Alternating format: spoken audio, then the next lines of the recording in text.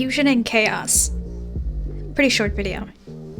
Then I realized that it's all about jurisdiction, where there's certain places that I'll be, whether it's mentally or physically, where he has jurisdiction.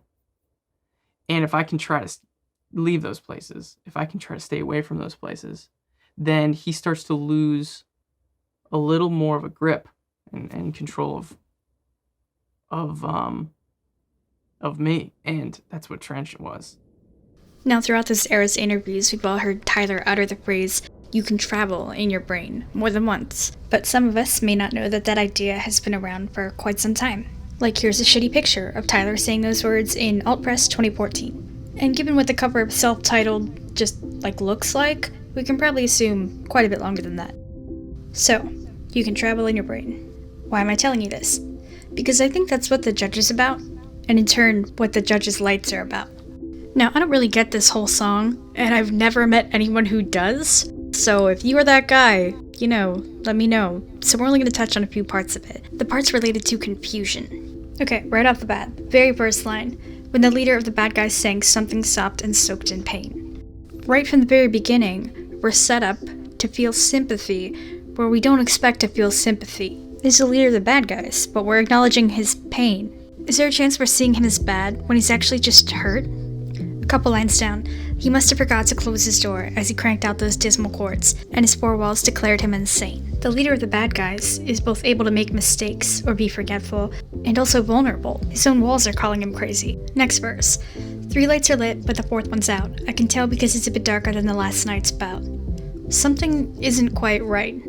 And yes, I know he tweeted a picture of a light fixture with 3 light bulbs, but guys, metaphor, come on. Now the light bulbs, they could be literal light bulbs, and probably were, but also ideas. He's in the middle of writing an album about his own insecurities, and if he's not having any ideas or needs to do some soul searching, well, he needs to move outwards. So that's what he does. He leaves his comfort zone, but he gets lost, and he gets a lot more than he bargained for. He starts off, "But I'm not good with directions," and this is where we swerve in the kind of thing that we're talking about. But I'm not good with directions can apply to, driving in the real world, but it doesn't have to mean that. You could just mean that generally. And the next things he lists are not about real traveling in the real world at all, but are things you might find if you were exploring your own psyche, trying to find the root of a particular kind of pain, trying to suss out these insecurities that you're trying to write about. Are these character flaws? I don't know. He hides behind his mouth. He's best friends with his doubt. He's cynical. Is he bad, or is he hurt? Understandably, he kind of finishes off with, "Wow, I probably should have stuck to what I'm used to." And lastly, these lyrics. Regardless of whether anything I just said was right, at all, this is really straightforward. I don't know if the song is about me or the devil. He's not able to distinguish his own subject. So, 2, the Judge deals with confusion.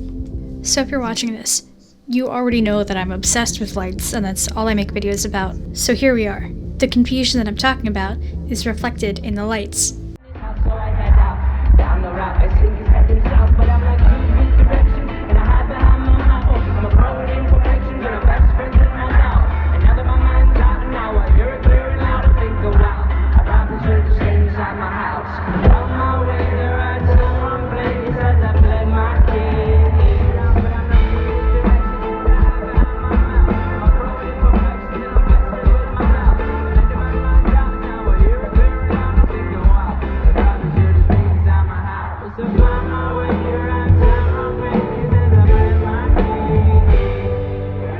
So as you can see, those rapidly cycling rainbow lights are only from the lyrics, "But I'm not good with directions," to the end of the verse, where he kind of overwhelms himself listing off these, ambiguous, maybe character flaws. And remember, he says he doesn't know if this song is about him or the devil. He's not sure how to characterize what it is he's describing, hence the desire to be set free by someone who can judge. So, there's clearly red in this. Why has it never been included in any of the videos about red? Well, because as you probably remember, we were talking about red in isolation, or red in opposition.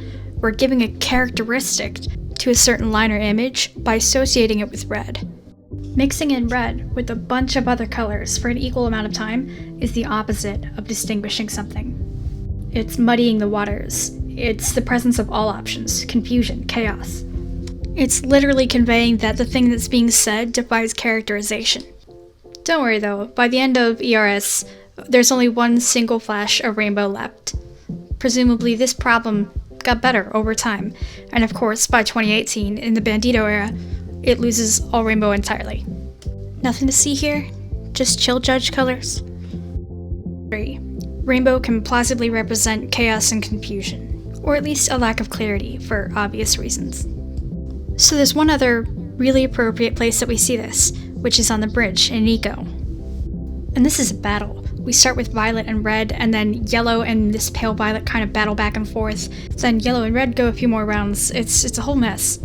And what more appropriate place for this visual chaos and confusion than this peak of conflict throughout the show? What has more uncertainty than we will win, but not everyone will get out? And there you have it. That's the judge, Nico, and a quick look at Rainbow Lights. Same shit, still hit, still running up. Same shit, rising on